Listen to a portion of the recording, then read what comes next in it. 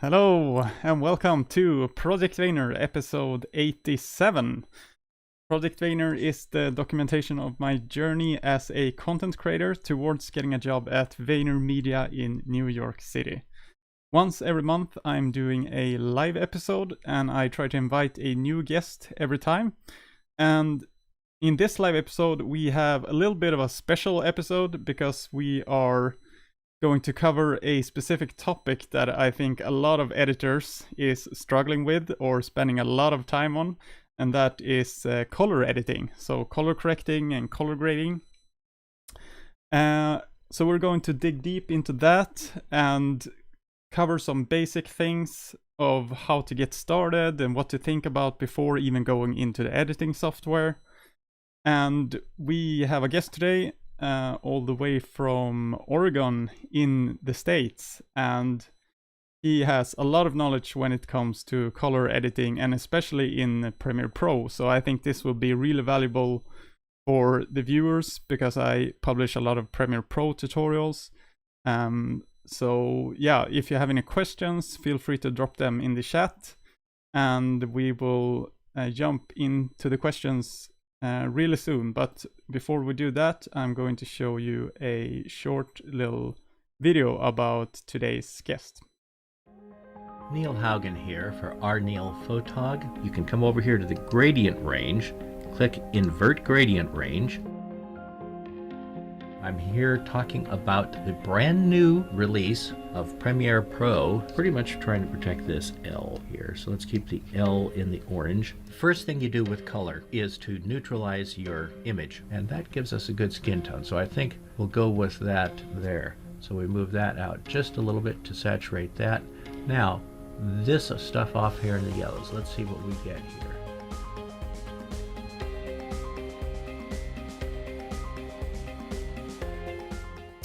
And there we have today's guest, Neil Haugen.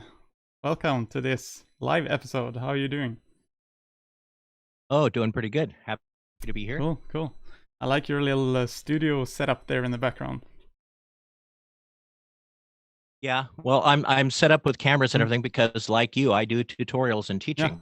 So I'm set up to capture what I'm working. Yeah, and speaking of that, do you want to give us a little introduction about who you are and what you do? Okay, well, I've been a pro portrait photographer for all of my adult life, along with my wife, and for many, many years now. And along the way, I did a lot of color lab work with all the calibration and the chemistry checking that you had to do to make sure your processes stayed accurate, which was very difficult in a smallish color lab.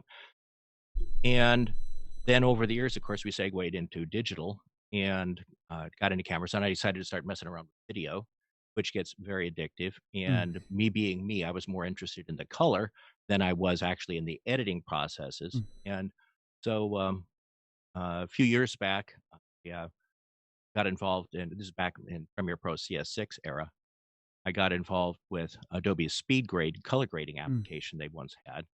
And when I went in a period of about 3 months from asking more questions on their speed grade forum than anyone to answering more questions than anyone, the head of the program at that time emailed me wanting to know if I was going to Vegas for NAB and would like to have dinner with me, which I thought was a hoot. But my wife decided I should go. And so I went down and met Patrick Palmer, who at that time was just head of speed grade, and now he's the head of all of their video applications, Premiere Pro, After Effects, Prelude, I think, in their Audition, you know, everything. And also met some colorists, including and especially Robbie Carmen, Patrick Inhofer, and Dan Moran, of who are all major professional colorists in their own right, but they'd put together a pro colorist teaching website called mixinglight.com.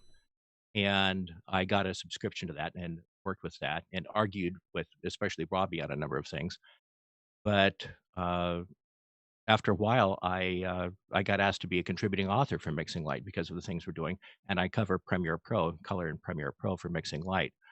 Along the way, Adobe connected me up with Tangent. And so I got things marvelous full elements panel here that I do a lot of testing, and I'm working on doing some tutorials and everything for Tangent out of the United Kingdom, and and I test and I push things. I like to break things and then analyze why they broke and put them back together again. Work on workflow. So Mm. that's what I do. So oh, and I'm an Adobe Community Professional, which means I help answer a lot of questions on their forums, and so Yeah. Yeah, we had some discussions in the Adobe forum about color grading, and that's how I actually got in contact with you. So, yeah. yeah, yeah. If you go there, you will see R Neil Haugen. I use Mm. my name and my picture. Uh, a younger man that I know that's a professor in a local college here, and who definitely looks on himself as a professor as being a little more, intelligent than a lot of Mm. other people. Um, was doing primarily graphics, and then they asked him to start doing some video teaching, and uh, it was kind of fun when he one day had actually gone to the Premiere Pro site and realized that holy crap, uh, uh, this guy Neil that he knew was one of the main people at answering Mm. questions there, and he was like, "Ooh, ooh," and yeah, but it's one of those things like you walk down the street, nobody knows who the Mm. heck you are. You go to some place where you're around people that know what you do, and they go, "Oh wow, yeah, Yeah. you're good," but the average person doesn't know. They don't Yeah. care. Interesting Yeah. life. Totally.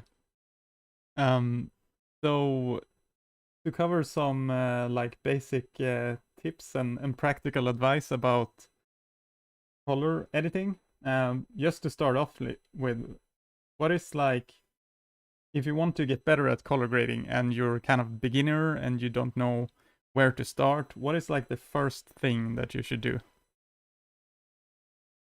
My feeling on this varies from a number of other people because I don't think it's learning the tools of whatever color application you're going to do.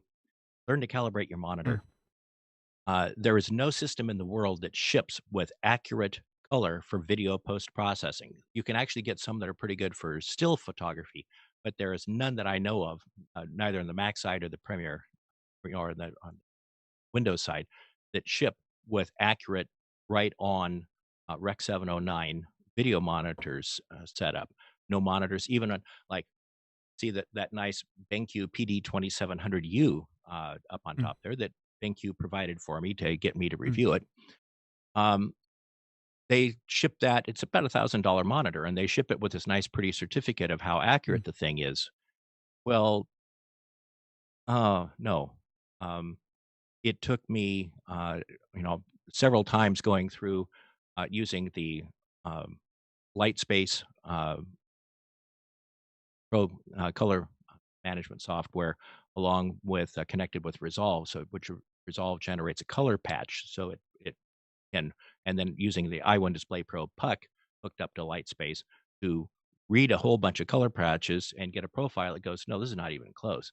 And then took a while of going back through changing the monitor settings and changing settings in the i1 Display Pro software calibration to get me a better ICC profile for the monitor until I got charts that showed that I had an actual accurate Rec 709 monitor there.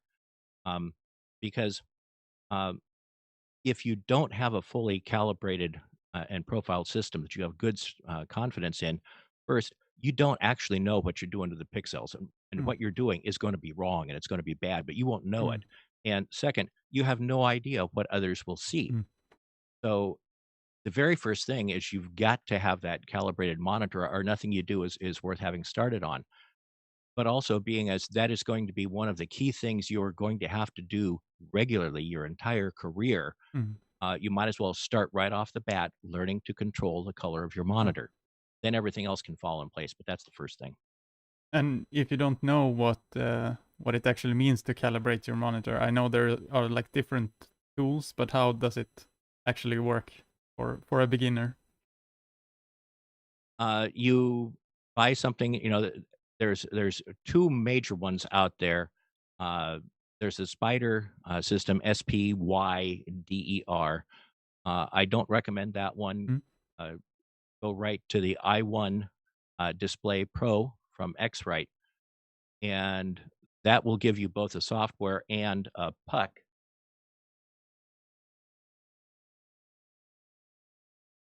Grab it here. This device, Mm. which you put on the monitor itself, and the software gives sends a signal to the monitor for color, and then the puck reads what color actually the monitor produces. Mm. And it goes through the system, and then it comes up with a profile to try and change the monitor so that it is more accurate according to whatever you've told it, whether it's Rec 709 or P3 or Mm. whatever. And so there's a process there. Now, uh, it does a fairly good job, but to really know what it's doing, you kind of need to be able to run a profile, as it's called, afterwards. And for that, you need something like Lightspace. Now, they do have a free version that Mm. profile, but because the professional color management programs are like professional things, they tend to cost more. They give you better capabilities and more accuracy. They do cost more, but the free one can be used for it. But at the least, you need to run like the i1 Display Pro and set everything for Rec 709 and make sure it's set up and running according to that. Even for web use, that's the Mm. minimum. And maybe a question that people wonder: can you calibrate any monitor, or does it have to be a special monitor from the start? Um, Most monitors can be calibrated, but depending on the monitor, it will help more or less, of Mm. course. It depends. I mean, everybody expects that.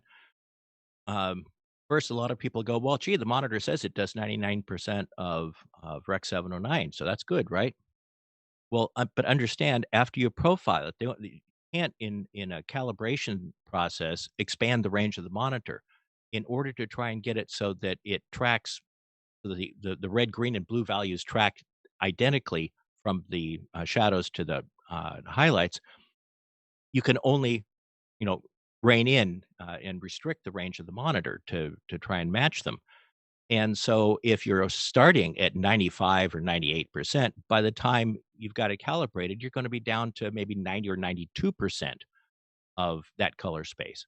Mm. So, having monitors that are more than 100% of a color are really required in order to end up with that 100%. In fact, that's one of the big differences between most computer monitors and the grade 1 reference monitors. And that is a very specific thing. A grade 1 reference Mm. monitor is a pro colorist monitor, and they're expensive. I mean, you're looking at, for a Flanders or one of the decent ISOs, you're looking at, let's say, a 28-inch monitor for UHD 4K work in just standard dynamic range. Mm. You're starting at $4,800 or better US. And if you're looking at HDR or HDR, as they would say in the British Mm. areas, uh, you're looking at starting at somewhere around $20,000 to get a monitor. Mm. So, you figure that $1,000 or $2,000 computer monitor is not the equivalent of one, but a $200 or $300 monitor you might not be able to calibrate Mm. too well. By the time you're out 600 and above, then frequently you can and make sure that you've got 100% or more of at least Rec 709 for color space, and then the calibration can help a Mm. lot. And if you maybe are on a budget and you can't spend money on a good screen or calibration, is there any way that someone else can help you by like checking your footage? Yeah, then and this is something I tell people that unless you're working on a Flanders anyway, even for something like what I've got here, and as heavily calibrated and confident as I am in that, I don't do broadcast with it. If I were going to do broadcast with it, you better believe I would probably rent a Flanders or something Mm. like that to check it. But yeah, you can at times find, say, a local TV station, or you can talk with someone who's willing to put you give them a short Mm. clip with the color bars and some of the things that you've done and say, so what's this look like? And they can put it on their system, maybe run it through their QC, their quality control machine, and give you an idea of what they think about it, how well it works. Or uh, you can find a colorist or someone. I've had people send me stuff, and I can look through it. And again, this is only for web work out of my system, and say, well, I'd say this would work pretty good. Or find a colorist. Because there are a lot of professional colorists around the world, and find a colorist that you can either email or upload a short clip to or whatnot that's willing to look at it and give you some comments, because a colorist will have a system that is really heavily calibrated. He can tell you right off the bat, yeah, you're running a little on the black side, and you tend to be kind of a little on the yellow side, so you need to kind of work it that way some, and that can be really helpful. But then it'll give you an idea. Um, and when you're producing for the web, of course, that's the that's the wild wild west out there in the web. Mm. Um, every screen, every device is Mm. different, and people are going to be looking at it in bright sun or in a dark Yeah. room, and so you still want to be as close to a broadcast as possible. But in some ways, it is, if you're only producing for the web, that is less of a Mm. worry. Yeah. And I know that you have some tools that they're in front of you on the desk. We were talking about before the live about how you can use a Streamdeck or a Ripple. So do you want to Mhm. show the Ripple and Okay. how that works? Okay. This is Ripple by Tangent, and I've got this, and behind me the full Tangent Elements panel. Uh, a colorist grading device is set up so that you have shadow color here, and luma, the brightness for the shadow here, mid color here, mid luma here, and highlights whites over here. And uh, you can work multiple at the same time, and that works really fast. And people think, okay, so like this is useful, like say in Premiere Pro on the color wheels, right? Oh no, I use this across everything. In the basic tab, I've got it so that this axis is one way, this axis is another, this is one way, this is another. So I have 9 tools on the basic tab mapped out to respond Mm. on this. And I can be sitting there working with both hands and working at times doing, one hand, I'm doing, 2 different things. So I'm actually working 3 tools at one time with Mm. one hand. And it's not only faster, when you're working multiple tools against each other simultaneously, you can get places you can't get to because you'll never see them if you just work with the mouse to say, bring the shadows up a little bit, now bring the Mm. highlights down a little bit, now change your contrast a little bit, and now change this. You don't see those in between states. So I have most of Premiere mapped to when I'm on my Ripple uh, for the Hue secondaries, HueSat Luma secondaries tab. I have this map for 2 things for that tab. The first one is I can use this to set the key, and then I can just hit a little key button over here. And now I can use this to make the corrections that I want to make on the area that I've selected with that key. So this is like only $350, and um, it will double or triple your speed for getting through Mm. color correction. So if you do much in the way of color corrections in a month or 2, you pay for the dang thing. And then back here behind me, of course, you've got a really full major colorist panel with all the other buttons. But this thing has a bunch of buttons and knobs and dials, right? Well, there's still a lot of things in the program that you want to get to. And so for that, having a button box, you mentioned Stream Deck, Mm. I think. Um, my colorist friends have Stream Decks like Mm. crazy. I currently just have this Razer Orb Weaver Chroma. It's got 5 buttons across, 4 deep. You can have 7 levels of it. And I primarily use it for doing the same. When you're working in Premiere Pro, most of the keyboard shortcuts are panel specific. So that like Mm. if you're in the Lumetri panel and you want to go to global FX mute to turn off all corrections to see the naked Mm. footage, you have to switch over to the program monitor panel and then do global FX mute.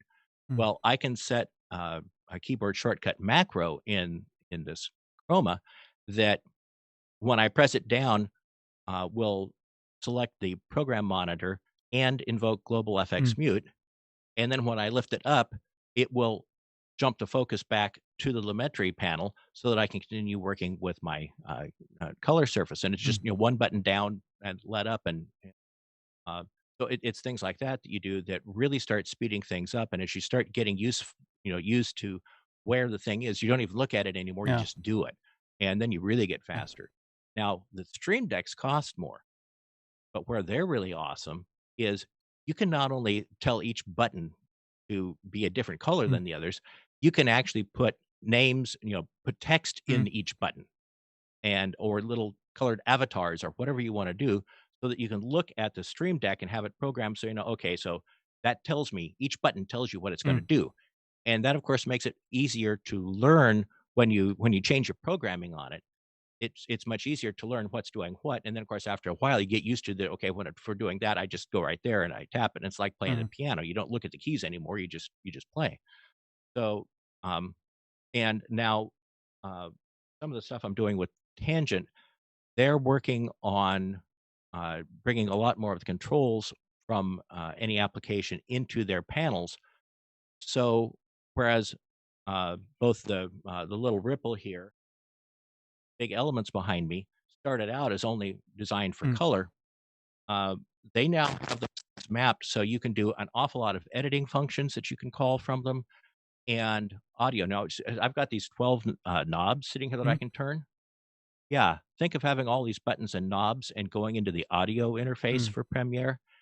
This is becoming a heck of a mixer panel now for working, so that it's kind of like a Swiss Army knife. You can use it for all kinds of things. So it's they're really awesome.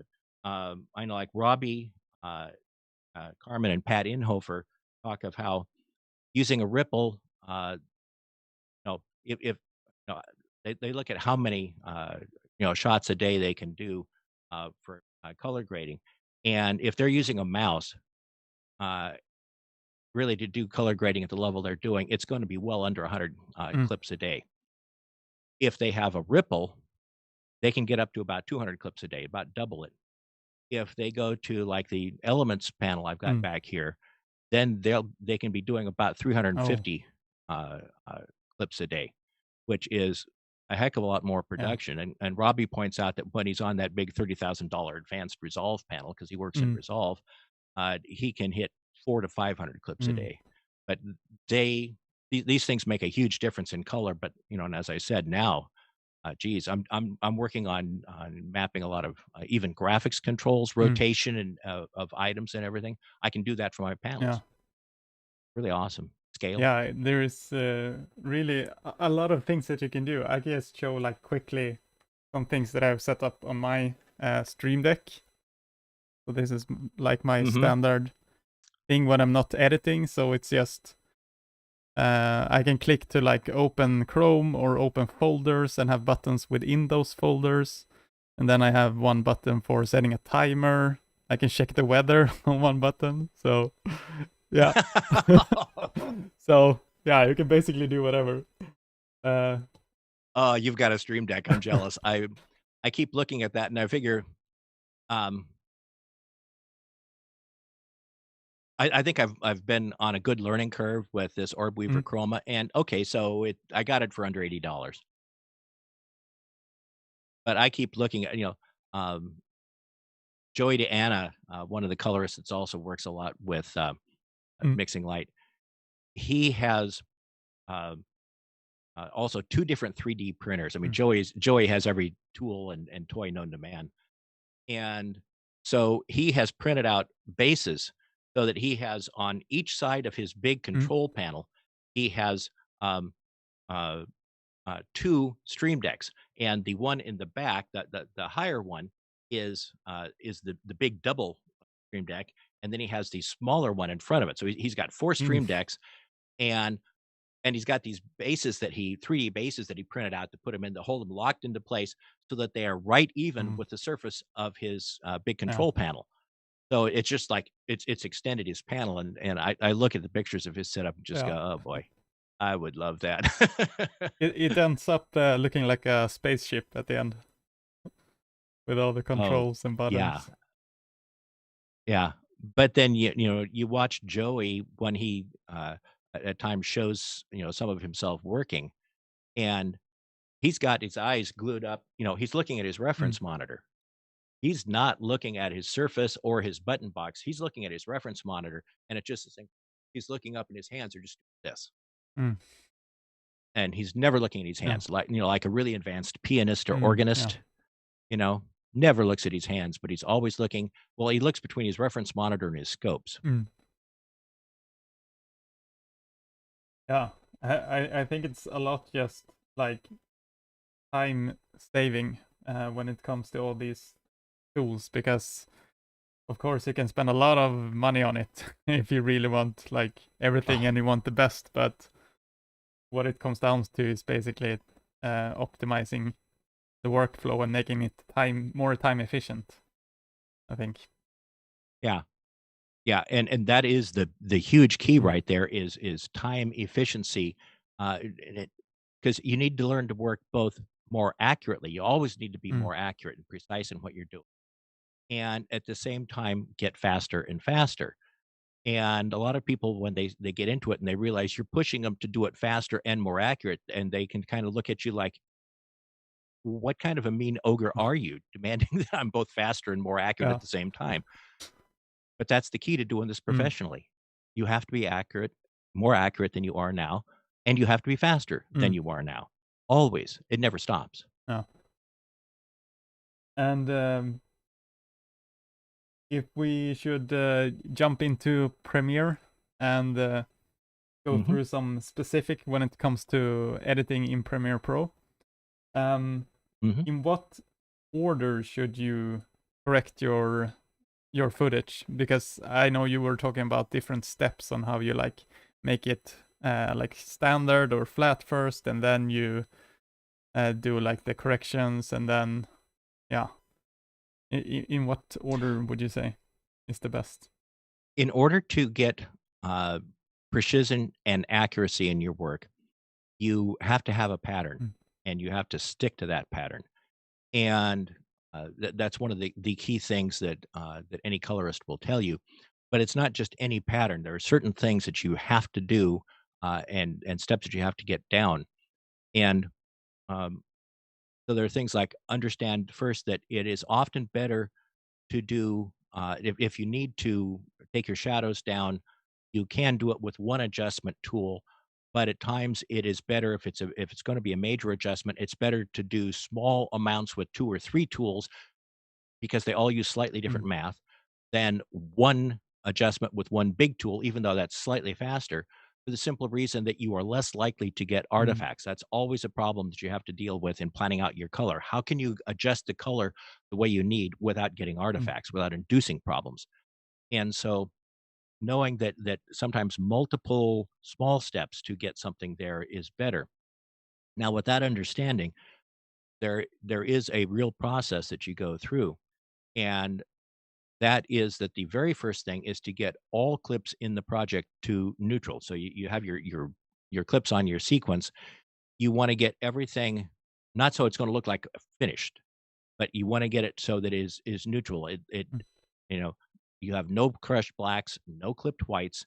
Your shadows and highlights have full mm, detail. You've got an appropriate mid-tone contrast, and your saturation is not overly strong, it's not, light, and you have no color cast. Your grays are mm, gray.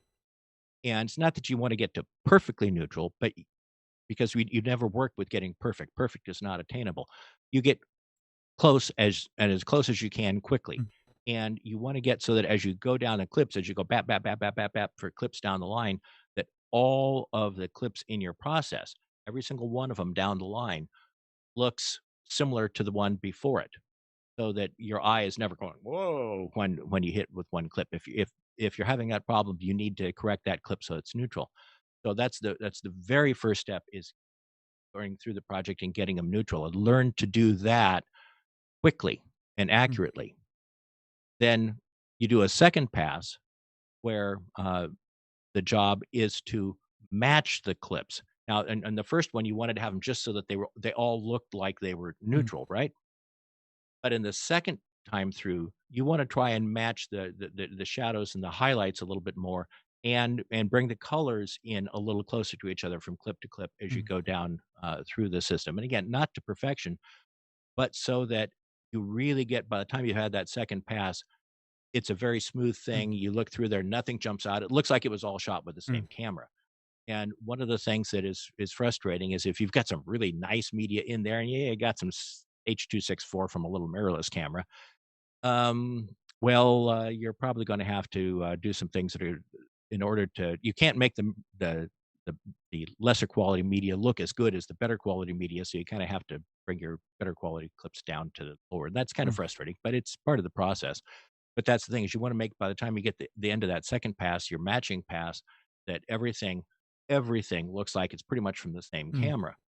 Now that you've got that, then you can start doing things. But the third pass is still not trying to make a look. mm, The third pass is just picking a few of the clips that have the worst problems. There's a blown out window, or you got two people talking and one of them's face is 20 or 30% darker than the other, and you're going to have to put a mask or a window on that face and lift it up, or that put a, a, a gradation across the clip to bring one part up.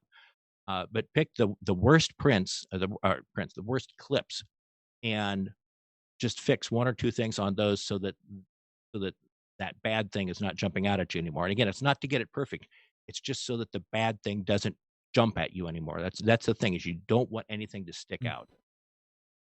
Once you've done your neutral, matching, and then fixing the mm, worst, now you take a little time to look at the overall project and go, so do I want uh, a very pastel feel to this with soft shadows mm, and highlights? Do I want a crunchy thing with or maybe go with a teal and orange mm, look like you have with the Blockbuster? What do you want to do with it?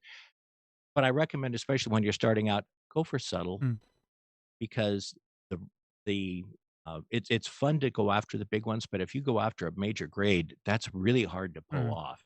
I mean, there's a reason why the guys that pull that off and the gals that pull it off, because there's some excellent women, and Andrea Back and a number of others that are just awesome gals out there in color.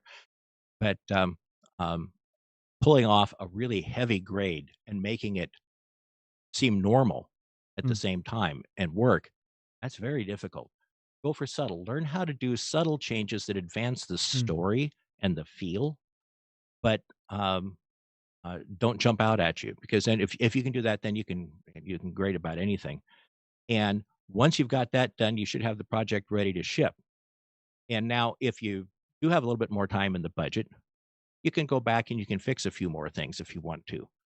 But work at it that way first, where you get to neutral, then you match, fix a few of the worst issues, give it a general look or feel, and then if you've got time, you can put a little bit more into it. If you actually work those, um, like even as fast as, say, Robbie is, Robbie figures on a long form, he's going to be doing 20 to 25 minutes of material a day. So if he's got an hour and 40-minute mm, movie or documentary, it's going to take him, a good 3 to 4 mm. days to just do the grading, working with that advanced panel, and as fast as he is. And I've watched Robbie work, and phew, uh, I'm faster than a lot of people, but I don't. I'm not even in the same league with Robbie. No, I think uh, one thing to keep in mind for people starting out with color editing is that it, like you said, there is a reason why some editors is getting well paid, because it's something that is really hard to do and it's something that requires a lot of time. So I think sometimes we editors are too hard on ourselves because we don't produce the quality that we want to produce. But yeah, it's actually one of the hardest parts, I would say, in editing. Yeah, and it's always about time. Mm, And this is one of the things that when people are starting out, um, like there's one guy on the Premiere Pro forum that was complaining about, where I was pointing out that that if someone was, for the project that they were talking about, and I pointed out the stuff they needed to go through to get it done so that it would be acceptable to because they were going to be delivering it to a broadcast company. I point out, well, in that case, you're going to have to do this, this, Mm. this, and this. And one of the other people said, nobody has the time to do that. And I had to come right back with saying, then you have to learn how to do it fast Uh, because, yeah, nobody has the time to do it if it's going to take you uh, forever, but you have to get it all done. And it has to be done accurately, which means you got to learn to be faster than all bloody get out to do this mm, professionally. And yeah, by the time you can do that, uh, they tend to pay fairly decently for it. Um, but then again, one of the other things is, is learning how to use the tools not only to adjust the color, but how do you know when you're adjusting it right? Well, biggest thing is to learn to use the scopes mm, because, as it's called, the Mark One eyeball. This is an incredible relative visual evaluation tool. For absolute values, it sucks. It is horrid. And so at that point, you need the mm, scopes. The vector scope YUV tells you your hue angle. You have a circle, and your colors are around the circle. Whether you think of a color circle, and and so you can put a mask over a part of your image and see where the color in that section is, and check things. Particularly, you can use this to make sure your skin tones, among other things, are within a very narrow mm, area. And also, the vector scope is very big for the accuracy of a particular color. Then, for your overall brightness and shadows, highlights, contrast stuff, I really like the waveform in Premiere Pro. It's called YC no chroma mode because that just gives me my luma values, and you can see it across the screen and see where your shadows, your highlights are, and what your mix of contrast is across the screen. And then to check for your color balances and color casts, the RGB parade. So I'll have those three scopes up most of the time, and if the scope is saying one thing and your eyes are saying another, your eyes are lying to you, yeah. seriously. And so it's learning to work with that. A lot of the times when I'm doing the neutralization, I don't even look at the image. I'm looking at the Mm, scopes. So I'm checking when I'm checking for color casts in between shadows and highlights. Uh, I'll look at the uh, uh, vector scope and see because I should have a dot right in the middle of it is where your neutral colors are. And so in most images, you'll have a kind of a dot-ish area or a slight little blob that's close to the middle, and that should be your grays, whites, and mm, blacks. And if that isn't in the middle of it, that means you probably have a color cast in your shadows or highlights somewhere, and you need to figure out what it is. Uh, and then, of course, your contrast. There's times, and especially if your monitor is questionable, check the scopes for your white points and your shadow and highlight areas, because even if your monitor is not showing you accurately, if the scope is telling you that your blacks are okay, they're like 2 to 5, and your shadows are there, but should be above it with density. Even if your monitor looks washed out or crushed, the image, once you've exported it, should look good on a better system. So in that case, the monitors really save your backside. I mean, the scopes, not the monitor. Scope. mm. And one thing that people might not think about also is what I didn't think about in the beginning, that the eyes is actually getting tired after a while, and you don't see the colors the same way if you look at the screen for a couple of hours in a row. Like sometimes I think I've graded something good, and then I go and eat or I go to sleep and look at it the next day, and then it looks completely different. So, yeah. Yeah.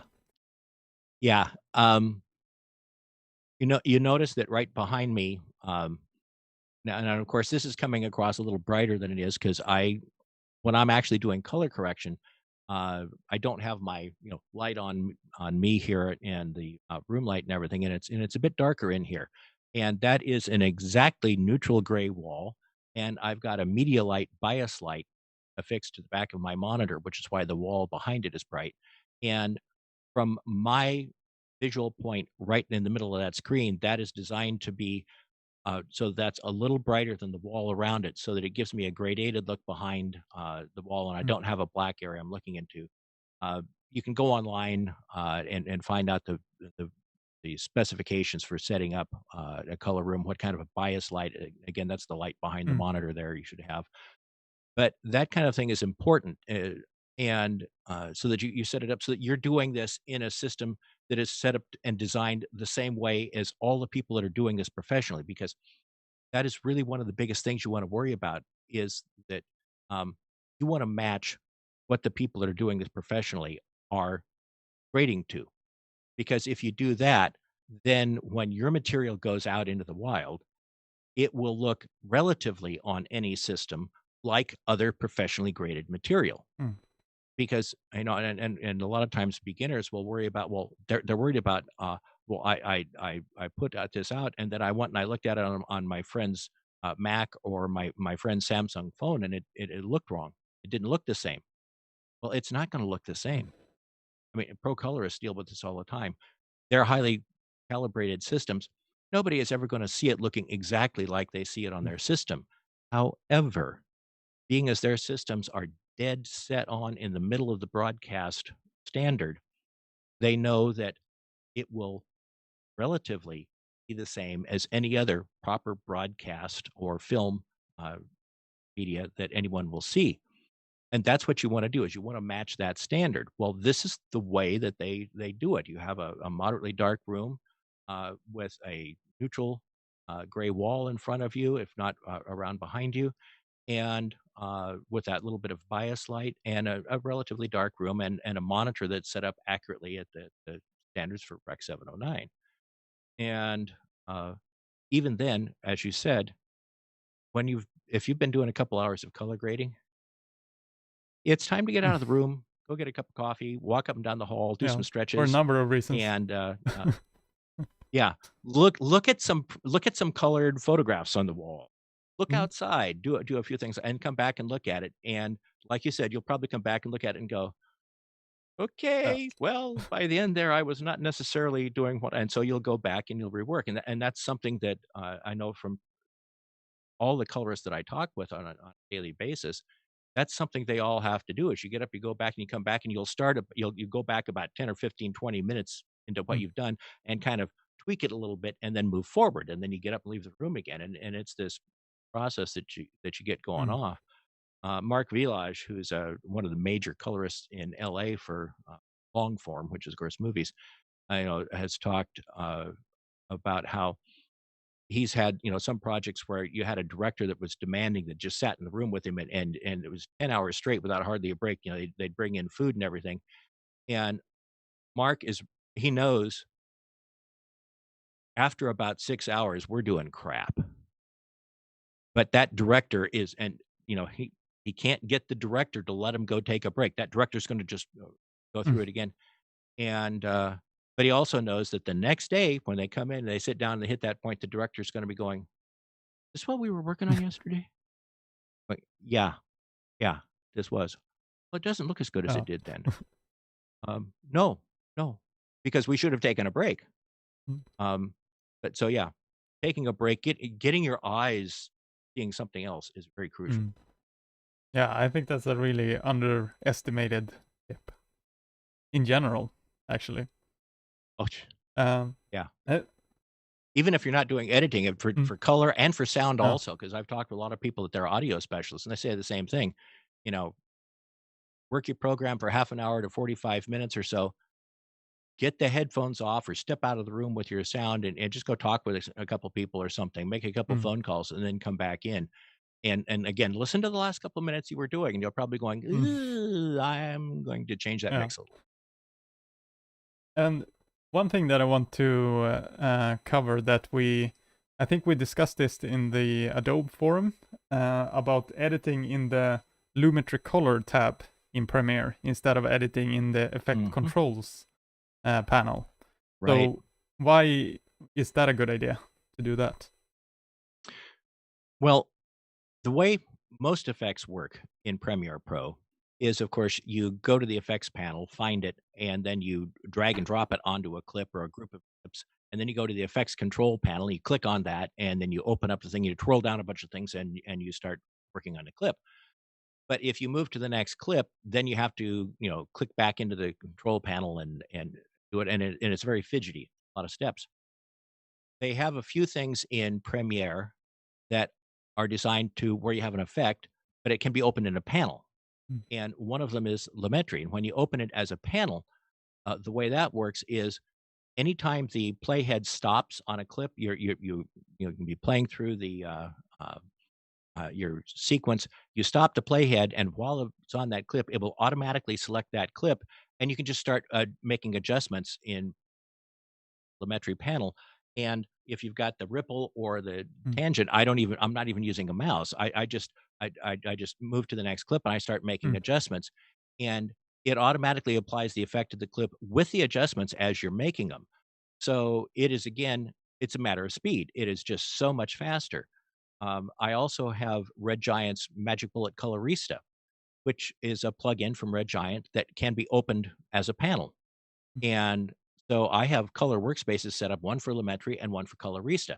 Coloristas, I work primarily in Lumetri, but Colorista is very different color math.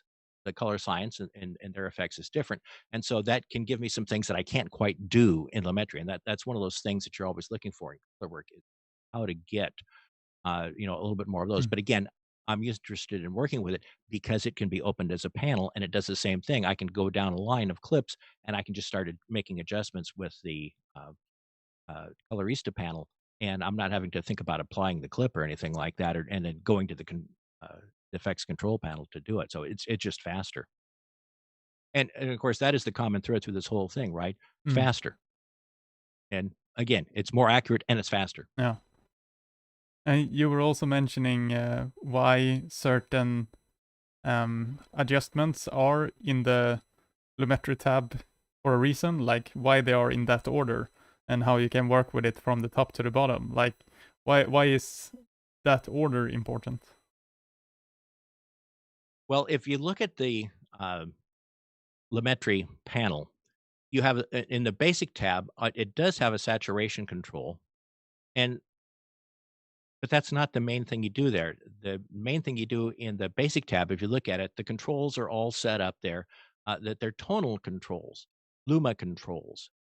So your blacks, whites, shadows, highlights, the exposure, which moves the midtones around a lot, and everything. And actually, the main thing to use and then of course the color balance, the white balance control up at the top. Excuse me. But the main thing that saturation control is for in the basic tab is so you can pull the saturation completely out. So you're only looking at a black and white, a total luma image, and adjust your tonal things with it. That's, to me, that's the best thing to do with the saturation tool in the basic tab. And but then of course a lot of people don't really understand what that white balance tool Mm. does. And a white balance tool uh, balances your whites. It's just like if you think of an RGB curve where you've got separate curves for red, blue, and green. Uh, a color balance tool is designed so that it makes your white points so that they're exactly the same. It moves the red, blue, and green so that you have matched white points on the upper end of the spectrum. And so that will neutralize your whites. But if you've got some color cast throughout the rest of the system, it has less effect, of course, as you get down to the Mm. midtones, and almost no effect in the shadows. And so a white balance can balance your upper mids and your whites, but it doesn't help with color casts in your shadows. So it's a good thing to have that before you start doing your tonal work, to have your whites matching, or that can be a little weird. But then you move to the creative tab, and you have uh, two uh, circles there for color circles, and one of them says shadows and the other one says highlights. And that's where you can quickly, if you've got a shadow cast, say you've got your white balance done pretty good in the basic tab, but your shadows are still looking a little off, you can adjust the color with the creative tab's shadow color wheel to neutralize your shadow tones. And actually, a lot of the times, I I'll take the saturation off with the basic tab, and then I would use the basic tab just for the luma, then bring the saturation back up, go to the creative tab, and a lot of times I'll use the creative tab highlights and shadow controls to do color balance work. And I don't very often use white balance in the basic tab, but a lot of people do. I mean, we all do it Mm. differently. And then you've got the curves, and that is an area that has really gotten amazing because they used to have just you had the RGB curve where you could adjust the just like a typical curves like you would in Photoshop or whatnot, and they had one or two things where you could change one hue to change your reds to be a little bit more yellow or whatnot by sliding them up and down. But they added in an extensive section of HSL curves, hue, sat, luminance curves, and that was like a version or two back, and it was 2018, I think, when they added that in, and that was a real game changer because um, there's a lot of times when you want to work just a very small part of the image, you want to work one color or one brightness, or maybe you want to work your shadow reds or something like that. Well, with the HSL curves, you can start doing a whole lot of things like that. Or a lot of people want to go for a more filmic look. Well, what's one of the big keys with film? Well, in film, by the time you get to the upper midtones, it's actually rolling saturation off, and by the time you get out to the upper highlights, there's almost no color information left with most film. And so you can go to the sat versus luma curve and roll off the upper half of your saturation on that, and then at the same time go to the very bottom end and really roll off the bottom 15% of your saturation, and automatically get something that looks closer to what film was like because it rolls off the saturation in the deep shadows and rolls it off in the upper mids and the highlights. Um, Although with they have two curves at the bottom of that that deal with luma, and I really tell people never ever pull any part of those up above the middle starting point because that gets artifacts real fast. I've complained about it to the engineers, but they haven't got it fixed yet. So with those two controls, you only bring things down. With the others above them that have or a standard color looking thing, you can go up and down with those. But with the two Luma ones at the bottom, you only take things down. But yeah, you can make changes with that. And then of course you get past that into the color wheels, and the color wheels is the standard colorist 3 wheels, shadows, mids, highlights. Uh, that's one thing that is great to work with. And then of course there's the HSL curves tab where you can uh, target a specific area. You set a mask, you can target a specific area, and then the vignette. I never use the vignette they've got. So they are in the general process that a colorist would work, and it was designed that way. So if you stay with that, you will pretty much follow a typical colorist's pattern. Um, and then one other thing is that in the color wheels is they have is where they have their apply match option, and it's really pretty good. It doesn't get you all of the way there, but if you've got things neutralized, if you've done your neutralizing pass down timeline, now you can go back and do a pass where you have a what's called a comparison view, where you have your monitor set up so you're seeing two images, and you set it so that the image on the left is the clip that you've got corrected to what you want everything else to look like. And a lot of times, like say, if you're doing something that's got people in it, you'll have it so you've got a fairly good view of a face. And then you move to the next clip and you scrub through till you find a place where you've got a pretty good thing of a face, hit the apply match tab, and Premiere will bring it in pretty close. And you can then use some of the controls to get a little closer. Just scrub to your next clip, find a good face section, apply match, do a little changes, and that really speeds things up. So it's really to have that. But you notice that's well after you've had the other things, so they've designed for you to use for basic work. So yeah, it's designed and put together for a particular reason, and so it's best when you're learning to follow that order. Yeah, I think it's some really good advice in this episode, and I really appreciate that you took the time to share this. But before we finish this off, I have two more questions that I ask every guest that I have. And the first one is, if you could put the spotlight on someone that is right now is doing something good, it could be around editing or something else, who would that be and why? No, I've been asked that question, and in my younger years, I used to normally have a quick answer of someone I thought was doing good. But as I've gotten older, we all have different ideas of what's good, and we all get fascinated with different things. And I know I do, and I get very much into the weeds on things. Mm, And so, what I've learned is there's an awful lot of people doing really good stuff, and it's really good to take a look around and keep your eyes open and keep looking. And so I don't really have that many people that I would really recommend. And and as far as for doing good in general, of course, the only thing you can do with that is what the control you have on that is what you do mm, yourself. And so as a person, I try and be good. But um, yeah, there's oh geez, there's so many mm, people out there, and I keep seeing new people uh, that look at. I've obviously mentioned. Robbie Carmen and Pat Inhofer and Dan Moran, Joy DeAnna and others affiliated with Mixing Light. Uh, but Vashi Netamansky, Mark Village, like LGG Forum, Lift Gamma Gain mm, Forum, is a place, if you're interested in color especially, go there and start hanging around people. And you'll see Jan Clear and Mark Village, Igor Ridanovic, and some of these other people. mm, Andrea Schleback is as a gal that's doing some incredible color. But you'll find a lot of things like that by just mm, looking around and find who did this, who did what, and there's so many people out there worth looking at what they're doing and following. mm. Yeah, I got a really good advice once. It was actually around ice hockey, but I think it's applicable here too.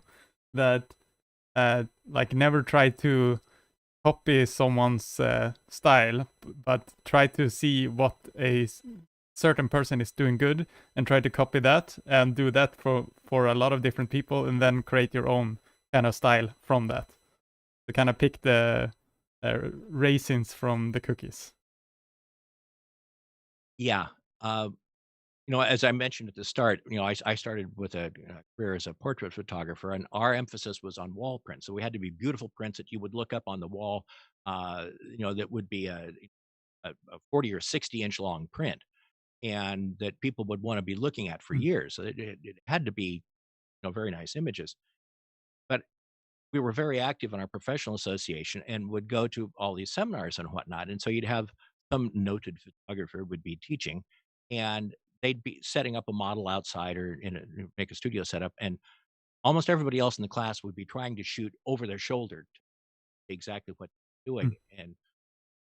And I didn't even have my camera out because I wasn't going to be trying to copy that person. I wanted to see how they mm, thought. And that is the biggest thing that you can take away from how anybody is working. How are they thinking through what they're doing? That's what you need to learn. How are they thinking? And then think through what of that applies to what you want to do, and use it to modify how you think and how you approach what you're doing. And don't copy what they do. Learn how they think. Think better. That's always the way forward is to think better. mm. That's a really good advice to end with. But I have one more question actually, and it's is there anything that we can help you with? Um, just doing what you're doing. I was looking through your material so far. It's pretty good. It's pretty interesting. I like what you're doing, and uh, but no, I will make one last comment to people as for what one of the biggest problems I see with people starting Mm, out is making assumptions. mm, They make assumptions for how something should be done, or what how much time it's going to take to do something, or how they're going to produce something, all kinds of things. Well, test. Tear everything apart, test it, never make assumptions. By the time one of the things when you're dealing with people that do this mm, professionally, you find that they have learned that making assumptions destroys your working relationship with people's, it destroys project, and it destroys your mm. reputation. Don't make assumptions. Test everything before you even say you're going to be able to deliver it for somebody. Make sure you can deliver that. Uh, it's that whole thing of just never assume, always test, and learn your craft first. Then after that, you can get there. There's a way to get there. You'll figure it out. But test it. Yeah. That's perfect. Great last words. I really appreciate that once again that you took the time to join and to share your knowledge. I think it was super valuable, super interesting for me as well. Yeah, I think you also showed in one of your videos, if it was on your YouTube channel, about the highlights and the shadows that you were talking about, dragging down the saturation. Yep. So if someone is interested in how that works and how you did that, they can check that out on your channel. Yeah, I'll be putting some more up soon, but there's some good basic things on Lumetri that haven't changed, but I need to get some more there. I've been putting so much time into mixing light and a couple other projects I'm working on, but it's the whole thing of, you can only do so much, but I'll be putting up some more stuff there over the next month or two. And people can find you on the Adobe forum, I guess. And is there any social media account that you're especially active on, or? I'm on Twitter and Instagram, R Neil Haugen, at R Neil Haugen. I mostly use those to see what other people are posting. I especially love, I've got a number of colorists that I follow, and so I'll go through Instagram 2 or 3 times a day to see what they've posted in some projects. And I occasionally post something. All right. So thank you for joining, and thank everyone that has been following along and watching. I hope to see you guys in the next episode. Bye for now.